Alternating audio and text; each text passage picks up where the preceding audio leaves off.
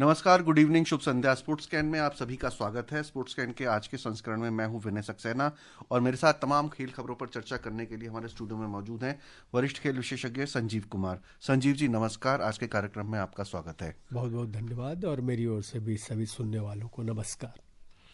पहले मुख्य समाचार। राष्ट्रपति द्रौपदी मुर्मू ने आज कहा कि भारत का बढ़ता आत्मविश्वास खेलों के क्षेत्र में भी दिखाई दे रहा है। भारत और इंग्लैंड के बीच 5 2020 क्रिकेट मैचों की श्रृंखला का दूसरा मैच आज चेन्नई में खेला जा रहा है। अमेरिका की मेडिसन कीज ने बेलारूस की आर्याना साबालेंका को हराकर ऑस्ट्रेलियन ओपन खिताब पर कब्जा किया। और हॉकी इंडिया लीग में कल महिलाओं का फाइनल खेला जाएगा।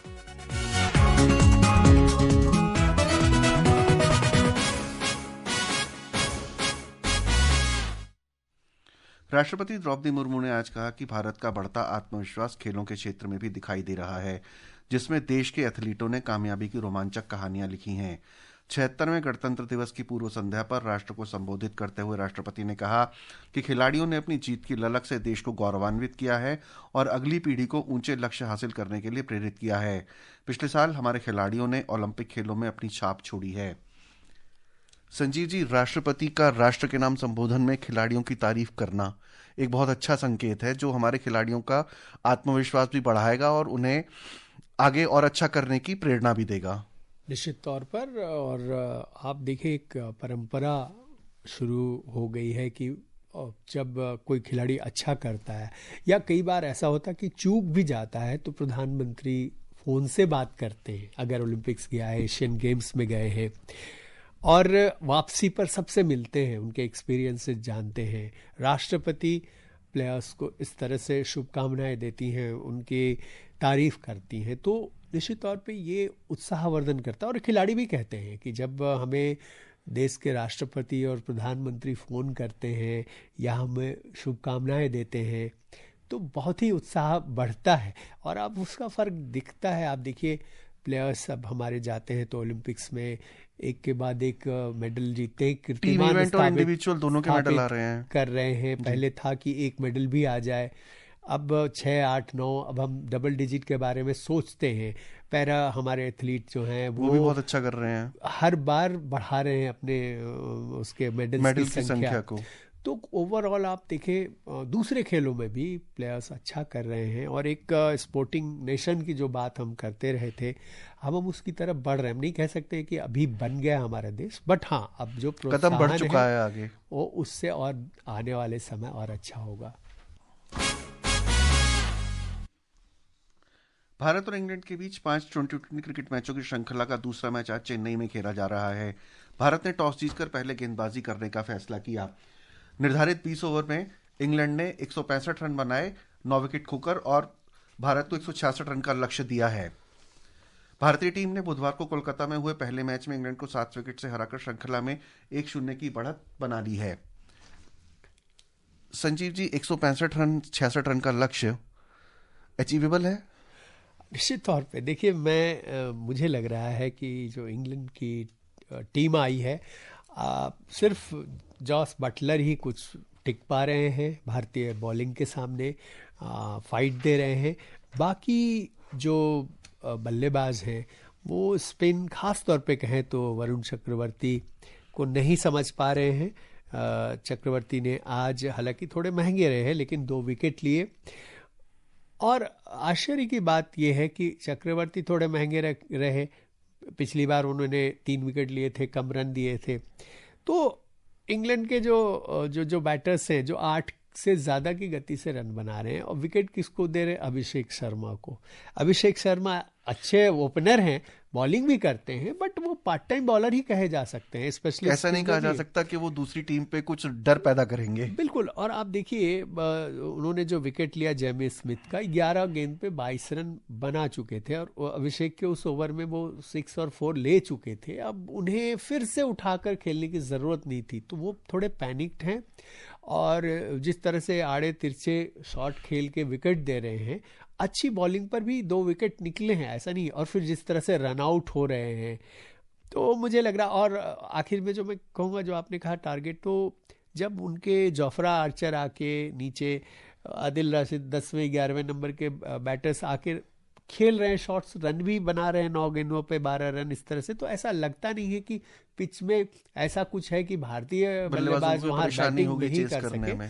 और फास्ट आउटफील्ड है, बाउंड्री भी थोड़ी छोटी है मुझे लग रहा था देख के। तो कुल मिला के मुझे लग रहा है कि भारत एक और आसान जीत दर्ज करेगा और कुल मिला के 2-0 से बढ़त हासिल कर लेगा। मेलबोर्न में ऑस्ट्रेलिया ओपन टेनिस टूर्नामेंट में महिला सिंगल्स के फाइनल में अमेरिका की मेडिसन कीज ने आज विश्व की नंबर 1 खिलाड़ी और पूर्व चैंपियन बेलारूस की अरियाना सबलेंका को 6-3, 2-6, 7-5 से हराकर 7 साल के बाद दोबारा ऑस्ट्रेलियन ओपन खिताब पर कब्जा किया है। उधर पुरुष डबल्स के फाइनल में आज ब्रिटेन के हेनरी पैटन और फिनलैंड के हैरी हेलियोवारा की जोड़ी ने इटली के साइमन बोलेली और एंड्रिया वावासोरी की जोड़ी को 6-7, 7-6, 6-3 से हराकर चैंपियनशिप जीती। पुरुष सिंगल्स के फाइनल में कल वर्तमान चैंपियन और शीर्ष वरीयता प्राप्त इटली के यानिक सिनर का मुकाबला दूसरी वरीयता प्राप्त जर्मनी के अलेक्जेंडर ज़वेरेव से होगा। महिला डबल्स के फाइनल में कल लात्विया की जेलेना ओस्टापेंको और ताइवान की शी सू वेई की जोड़ी का सामना अमेरिका की टेलर टाउनसेंड और चेक गणराज्य की कैटरीना सिनियाकोवा की जोड़ी से होगा। कीज ने अरमानों पे पानी फेर दिया, सबलेंका के तीसरी बार जीतने से रोक दिया, वरना वो पहली खिलाड़ी बनती पिछले 25 साल में जो लगातार 3 बार जीतती। हाँ, और देखिए वर्ल्ड नंबर 1 है और मेडिसन कीज को ये पहले वो अनुभव नहीं था फाइनल खेलना और वर्ल्ड नंबर 1 से खेलना, लेकिन जिस तरह से उन्होंने फाइट दी, जैसे शुरुआत देखें तो पहला सेट उन्होंने 6-3 से जीत लिया, तो प्रेशर बनाया। सबलेंका ज़्यादा मुझे लग रहा था कि प्रेशर में थी, और जब मैच ख़त्म हुआ, हालांकि उन्होंने दूसरा सेट जिस तरह से 6-2 से जीता, तो मुझे लगा कि अब सबलेंका को जीतना चाहिए। और जब तीसरे सेट में 5-5 स्कोर था, उस समय भी लग रहा था कि सबलेंका जीत जाएंगे, लेकिन जब अहम मौका आया जहाँ पे वो उनका सर्विस तोड़ने का जो 11वें गेम में था, तो वो अनफोर्स्ड एरर, मतलब उनके अच्छे खेल से नहीं बल्कि अपने ख़राब खेल से आप पॉइंट गंवा रहे हैं। तो उसके बाद उन्होंने 2 ऐसे मौका आए जब उन्होंने नेट पे खेल दिया, और बाद में जिस तरह से वो खुद पे गुस्सा थी, तो पहले तो उन्होंने रैकेट को वहाँ पर पटका और उसके बाद वो टॉवेल ओढ़ के, और जिस तरह से वो सिसक रही थी, तो उनको लग रहा था कि मैंने बहुत गलती कर दी, मैं बिल्कुल पास आके। लेकिन दूसरी तरफ अगर मेडिसन कीज की बात करें तो उन्होंने हाल फिलहाल अपने जो कोचिंग स्टाफ है उसमें भी बदलाव किया है, काफ़ी मेहनत की है, बहुत ही मेहनती खिलाड़ी हैं वो भी। अभी ऐसा नहीं है कि कोई उभरती खिलाड़ी है, काफ़ी दिनों से 7 साल बाद दोबारा सेम टूर्नामेंट जीता है जी। तो मुझे वही लग रहा है कि उनके लिए बड़ी उपलब्धि है, और उन्होंने अब जब उनकी रैंकिंग शायद अभी 14 है, अभी रैंकिंग भी और सुधरेगी। अब जिस तरह से खेल रही है तो मुझे लग रहा है कि आने वाले समय में भी वो, जैसे एक समय आ गया था कि सबलेंका हैं या ईगा हैं, ये 2-3 प्लेयर ही थी जो, अब उसमें ये भी शामिल होंगी और हर टूर्नामेंट में वो एक दावेदार के तौर पे उतरेंगी। हॉकी इंडिया लीग में तमिलनाडु ड्रैगन्स और टीम गुनासिका के बीच आज का पहला मैच खेला गया। टीम गुनासिका ने तमिलनाडु ड्रैगन्स को 4-2 से हराया। आज का दूसरा मैच हैदराबाद तूफान और यूपी रुद्रास के बीच खेला जा रहा है। उधर महिला वर्ग में कल जेएसडब्ल्यू सूरमा हॉकी क्लब और ओडिशा वॉरियर्स के बीच फाइनल खेला जाएगा।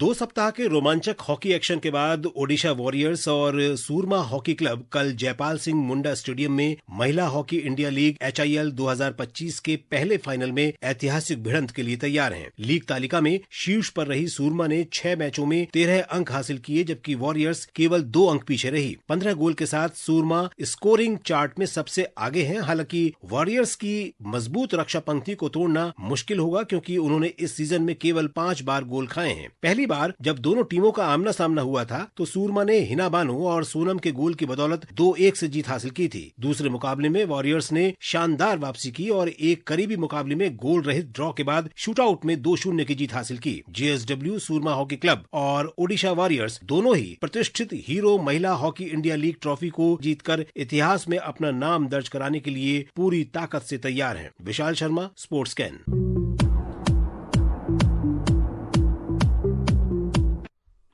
संजीव जी, कल का फाइनल जो खेला जाएगा दोनों महिला क्लबों के बीच में, कितना महत्वपूर्ण है महिला हॉकी के लिए? और इस तरह की जो लीग आयोजित की है भविष्य में उसके लिए कितना मतलब महत्वपूर्ण है?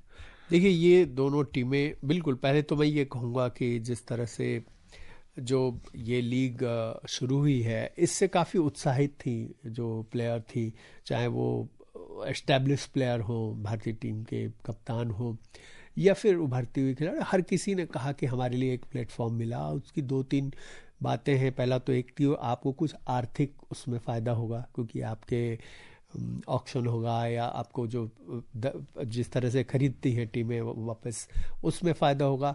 और दूसरा कि इंटरनेशनल लेवल के जो बेस्ट प्लेयर हैं उनके साथ ड्रेसिंग रूम आप शेयर करते हैं, उनके साथ प्रैक्टिस करते हैं, अनुभव आपको हासिल होता है। तो ये ओवरऑल भारतीय हॉकी के लिए अच्छा है। और ख़ास तौर पे विमेंस हॉकी में हाल फिलहाल में हमारी टीम ने बहुत अच्छा नहीं किया, ओलंपिक्स में भी आप क्वालिफाई नहीं कर सके, तो इससे बहुत फ़ायदा मिलेगा। और जहाँ तक आत्मविश्वास बढ़ेगा। बिल्कुल, जहाँ तक फाइनल की हम बात करें तो अगर हम स्टैंडिंग्स देखें तो सूरमा और ओडिशा वॉरियर जो हैं, पहले इसके दौरान लीग के दौरान उनके बीच जो मुकाबला हुआ था, तो उसमें सूरमा की टीम 2-1 से विजयी रही थी और इसके अलावा टॉप पर भी रही। निश्चित तौर पे उन्होंने अच्छा खेल दिखाया है। और अब मुझे लग रहा है कि अन्य मैचों में, जैसे उड़ीसा वॉरियर्स ने बंगाल टाइगर्स को भी 4-1 से हराया और कुछ अच्छी जीत दर्ज की है। लेकिन अब जिस तरह से फाइनल की हम बात करें, एक मुकाबला उनका ड्रॉ भी रहा था लीग चरण में, सुरमा और उड़ीसा वाले, बट दबदबे वाला खेल जो है ना दिखाया है सुरमा। तो ओडिशा वॉरियर्स के लिए एक चुनौती होगी और उम्मीद करें कि एक रोमांचक फाइनल देखने को मिलेगा। उत्तराखंड में 38वें राष्ट्रीय खेल 28 जनवरी से शुरू होने वाले हैं और खिलाड़ियों का आगमन आधिकारिक तौर पर शुरू हो गया है।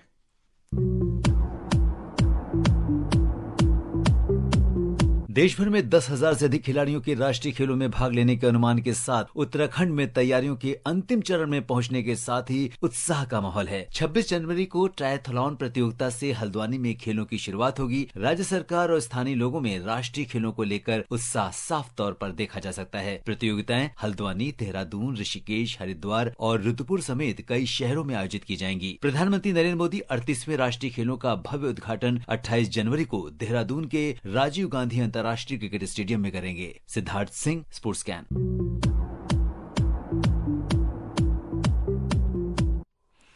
राष्ट्रीय खेलों के माध्यम से एक बार फिर संजीव जी मौका आया राष्ट्रीय प्रतिभाओं का चयन करने का अंतर्राष्ट्रीय स्तर के लिए। देखिए, ये राष्ट्रीय खेल जब होते हैं तो यहाँ पर खेलने वाले जो प्लेयर तो है ही हैं, जो देखने वाले हैं उनको भी एक ओलंपिक्स टाइप अनुभव होता है। मल्टी स्पोर्ट है, कई खेल हो रहे हैं, कई स्थापित नाम भी आते हैं, कई उभरते खिलाड़ी भी आते हैं। तो खिलाड़ियों के लिए भी एक तजुर्बा होता है कि वहाँ आप जाके खेलते हैं और आपको इतने बड़े मेगा इवेंट में परफॉर्म करना होता है। आपको अगर याद करें तो कई ऐसे प्लेयर हैं, इवन मनु भाकर भी थी, तो शुरुआत जब हुई थी तो उन्होंने इस तरह से नेशनल गेम में कई मेडल जीते थे, पहली बार उनका नाम वहाँ सुना गया था। फिर धीरे धीरे उन्होंने काफ़ी कम उम्र में उन्होंने सफलता हासिल की थी। तो ओवरऑल देखें तो प्लेयर्स के लिए भी अच्छा है और जो देखने वाले हैं उनके लिए भी अच्छा है कि वहाँ जाएं, कुछ बड़े खिलाड़ियों को सामने से देखें और कुछ उभरते खिलाड़ियों को परफॉर्म करते हुए देखें और एक मल्टी स्पोर्ट का आनंद ले। एक ऐसा लगे कि आपके शहर में, आपके राज्य में एक ओलंपिक, हम मिनी ओलंपिक देख रहे हैं। हो रहा है जी। गोवा में आयोजित 5वीं ओपन कराटे इंटरनेशनल चैंपियनशिप में चेन्नई के कराटे खिलाड़ियों ने शानदार प्रदर्शन किया। इस टूर्नामेंट में चेन्नई के खिलाड़ियों ने 8 स्वर्ण और 11 रजत पदक जीते। Indian super league football tournament में आज गोवा एफसी और चेन्नईयन एफसी के बीच मैच खेला जा रहा है। गोवा 8 मैच जीतकर दूसरे स्थान पर और चेन्नईयन एफसी 10वें स्थान पर है। टूर्नामेंट में कुल 13 टीमें भाग ले रही हैं। और श्रोताओं, अब इजाजत दीजिए। संजीव जी, आप आए हमारे स्टूडियो में, तमाम खेल खबरों पर चर्चा की। धन्यवाद। नमस्कार।